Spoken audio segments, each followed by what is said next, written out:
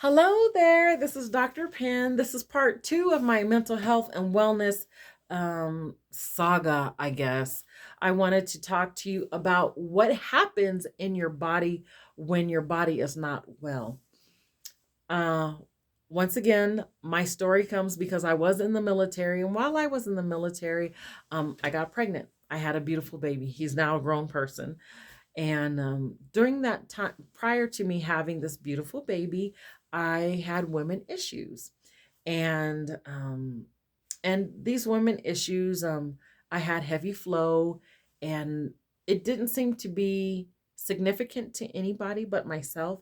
And I was pretty traumatic about that. I was like, look at, I was doing some really on the cutting edge of people getting to know what my problems were, but they weren't addressed. And when I got pregnant with this beautiful baby, I went into preterm labor at 6 months. Um, they finally put me on bed rest. I finally had a baby. And before I had this baby, it took me a long time to lose weight. It took me a whole year to lose 32 pounds, and I was a maniac at exercising. I ran 5 to 10 miles a day. I would exercise twice a day in the morning and the afternoon. I went to regular PT and did all of those things, but I was still wasn't losing weight. I finally got down to 137, and then I got pregnant. I was cute, and then I got pregnant. And then every year after I had this child, I gained 2 pounds. It didn't matter what I did. I tried all kinds of diets. I tried the ACG diet. I tried the all beef diet. I tried the keto diet. I tried the Atkins diet. I was trying all kinds of diets, and I was still gaining 2 pounds 2 pounds a year. And then um, through the decades, so I had a health issue for decades that nobody was able to diagnose until it got too out of control. I had pancreatitis. I was moody. I was flighty. I was angry. I was I was misdiagnosed with having bipolar disease. I went to a chiropractor. He finally got my adrenals under control, but I was still having this huge issue of gaining 2 pounds a year for now 30 years, it seems like. And just a year ago, well, it was about 3 years ago, they discovered that I had fibroids. When I went to the surgeon and we talked about having this uterus removed because I had tried many other things that were less invasive that did not work, he and I told him my whole history about these with gaining weight and being in preterm labor. He said nobody ever did a diagnostic laparoscopic surgery on you. I was like, no, nobody ever did that. I had told them that I had ovarian cysts that had ruptured, and I had been to doctors and they misdiagnosed me. You don't have endometriosis, so this isn't wrong with you. And this is so clearly for almost 30 years, nothing was wrong with me.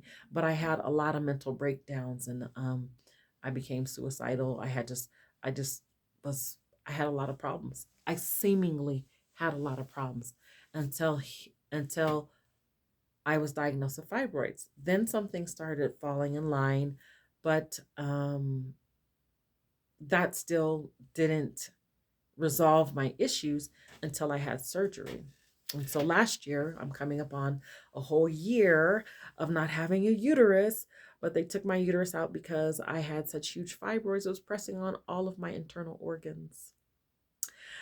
My fibroids were so big and my uterus was so large that two doctors had said that was like the biggest uterus I have ever seen in my whole career for these particular procedures that I was supposed to be doing. And I was just like, wow, that's kind of crazy. How come nobody ever saw that before?